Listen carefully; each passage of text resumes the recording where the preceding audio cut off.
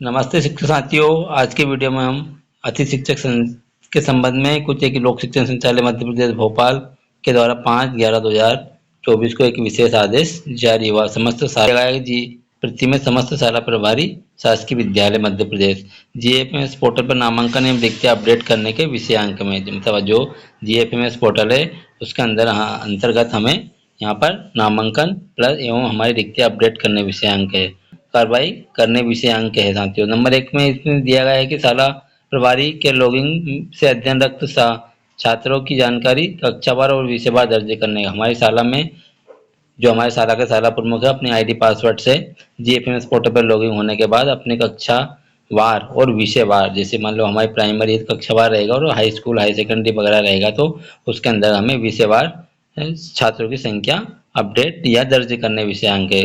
Number 2 में दिया है प्रत्येक विद्यार्थी को सेशन के आधार पर शाला प्रभारी द्वारा आवश्यक रिक्तियां एवं क्षेत्रक अनिवार्य रूप से अपडेट किया जाए, अन्यथा की स्थिति में आपको अतिथि शिक्षक उपलब्ध नहीं कराया जाएगा। मतलब 6 तारीख तक 6/11 तक आपको आपके अपडेशन करना अनिवार्य है।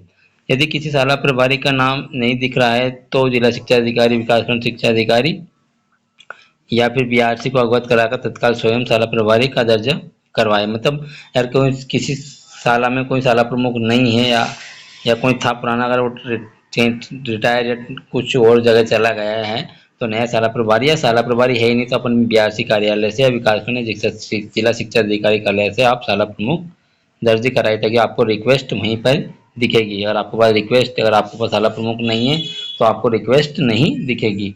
साथियों, इस संबंध में आपको कैसे आपको दर्ज करना है, कैसे रिक्तियाँ देखना है, अपलोड करना है, इस संबंध में साथियों आपके मोबाइल से आपको कैसे कार्य करना है, चलते हैं साथियों हम अपने साथियों आपके मोबाइल के अंतर्गत जाइएगा और मोबाइल में आप जीएफएमएस पोर्टल सर्च कीजिएगा। जैसे आप जीएफएमएस पोर्टल सर्च करेंगे, जीएफएमएस पोर्टल, तो आपके सामने यहाँ पर रहेगा अति शिक्षक प्रणाली को आप सिलेक्ट करेंगे।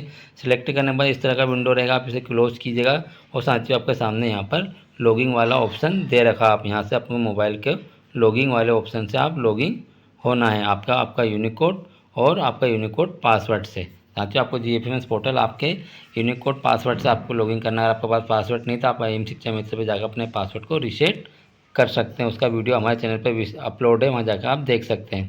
साथ ही अपने मोबाइल को आप डेस्कटॉप मोड पे भी करके रखें। जैसे आप यहाँ 3 डॉट दे रखे हैं कॉर्नर के ऊपर, इन 3 डॉट को आप क्लिक कीजिएगा। क्लिक करने के बाद आपके यहाँ पर एक सबसे नीचे थोड़ा मोबाइल को लाएंगे तो उस पर लिखा है डेस्कटॉप सीट। आप अपने मोबाइल को वहाँ पर एक चेक बॉक्स बनाए, इस चेक बॉक्स को आप राइट कर लीजिए, आपका मोबाइल को डेस्कटॉप मोड पे करिएगा। मेरा मोबाइल डेस्कटॉप मोड पे है, आप भी अपना मोबाइल को डेस्कटॉप मोड पे रखें। नहीं तो आप अगर डेस्कटॉप मोड पे नहीं रखेंगे तो आपका अच्छे से कार्य नहीं कर पाएंगे। साथ ही यहाँ लॉगिंग होते हैं, जैसे लॉगिंग वाले बटन को हम प्रेस करते हैं तो यहाँ पर हमसे लॉगिंग मांगा जा रहा था, हमें यहाँ पर अपना यूनिकोड और यूनिकोड पासवर्ड डाल के लॉगिंग होना है।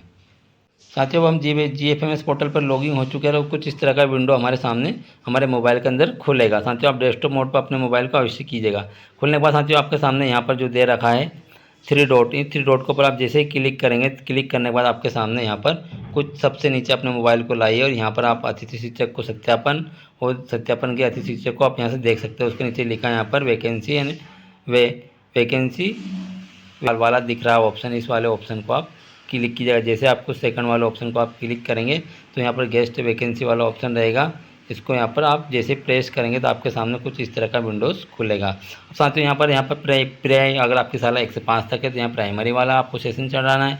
आपको कक्षा 1 में कितने बच्चे हैं, कक्षा 2 में कितने बच्चे हैं, कक्षा 1 में जो बच्चे की संख्या 1 2 3 4 5 आप संख्या यहाँ पर लिखेंगे। अगर आपकी शाला 1 से 5 तक है, अगर आपकी शाला 1 से 8 तक है तो आप 1 से 5 तक यहाँ चढ़ाएंगे और ये आप 6 क्लास से चढ़ाएंगे। यहाँ पर 6 7 8 9 8 तक चढ़ाएंगे। और आपकी शाला 10 तक है तो आप 10 तक चढ़ाएंगे। और आपकी 1 से 10 तक है तो आप 1 से 10 तक चढ़ाइएगा। और ये आपकी 1 से 5 है तो 1 से 5 चढ़ाइएगा। और आपकी 6 से 10 है 6 से 10 चढ़ाइएगा। और आपकी 6 से 8 है तो आप 6 से 8 चढ़ाइए। आपकी शाला का जो प्रकार है उस प्रकार के आधार पर आपकी कक्षावार संख्या आप यहाँ पर अपडेट करते जाएंगे। फिर आपका यहाँ हाई सेकेंडरी वाला सेशन रहेगा, आप हाई सेकेंडरी वाला आप विषयवार यहाँ पर दर्ज करेंगे। और साथियों हमारे यहाँ प्राइमरी शाला का है तो हम प्राइमरी शाला के बारे में बता रहे हैं। अब साथियों यहाँ पर SS3 की यहाँ पर 3 वैकेंसी दिख रही है। साथियों यहाँ पर SS3 की 3 वैकेंसी हमारे यहाँ नहीं है क्योंकि हमारी छात्र संख्या 55 है और एक शिक्षक हमारे यहाँ ऑलरेडी कार्यरत है, तो हमारी वास्तविक वैकेंसी यहाँ पर 1 आएगी। आपकी वैकेंसी यहाँ पर गलत दिखा रहा था, आपको वैकेंसी को यहाँ पर सुधराना भी है क्योंकि हमारी 1 से 5 की शाला है, 60 बच्चों तक एक टीचर चाहिए। तो हमारे यहाँ पर कुल मिला के 1 से 5 तक की शाला में बच्चे की संख्या हम दर्ज करते हैं। यहाँ पर छात्र संख्या हमने 1 से 5 तक जो हमारे दर्ज है वो हमारे द्वारा अपडेट कर दी गई है। अपडेट करने के बाद साथियों, और आपकी अदर कक्षा है तो आप यहाँ पर उसको अपडेट करते रहिएगा। करने के बाद आप जहाँ तक आपकी शाला है उस हिसाब से आप अपडेट कीजिएगा। करने के बाद साथियों, यहाँ पर अगर आपका यहाँ पर वैकेंसी दिखाएगा, यहाँ पर पैनल SS3 आपका पैनल बार वैकेंसी और विषय बार भी दिखाएगा। अगर आपकी हाई सेकेंडरी हाई स्कूल है तो आपको, या मिडिल स्कूल है तो।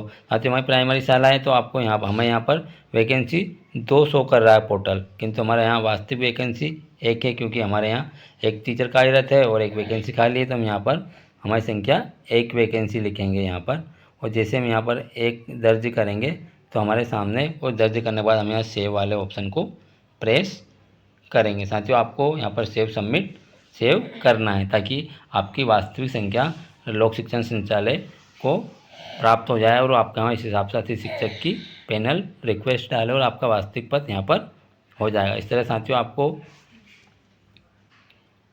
अपनी शाला के विषय का अपनी शाला के माध्यम के हिसाब से आप अपनी यहाँ संख्या पोर्टल पर अपलोड कर रहे हैं और आपको यहाँ सबसे नीचे आपकी सारी वैकेंसी विषयवार दिखेंगी। आप जैसे आपका सेव सबमिट सक्सेसफुल का मैसेज आ जाएगा। इस तरह साथियों अपने GFMS पोर्टल पर अपनी शाला की वास्तविक रिक्तियाँ और संख्या GFMS पोर्टल पर आप अपने मोबाइल से इस प्रकार अपडेट कर सकते हैं। साथियों आपको इस तरह का इन्फॉर्मेटिव वीडियो देखना है तो साथियों आप हमारे चैनल को सब्सक्राइब कर लें, बेल आइकन को दबा कर रखें ताकि हमारे द्वारा समय समय बनाए जाने वाले वीडियो का नोटिस आपको प्राप्त हो, समय सीमा प्राप्त हो और आप अपने कार्य को सबमिट कर सकते हैं। साथियों नई जानकारी और नई वीडियो के साथ फिर मिलते हैं। जब तक के लिए नमस्ते। Thank you for watching.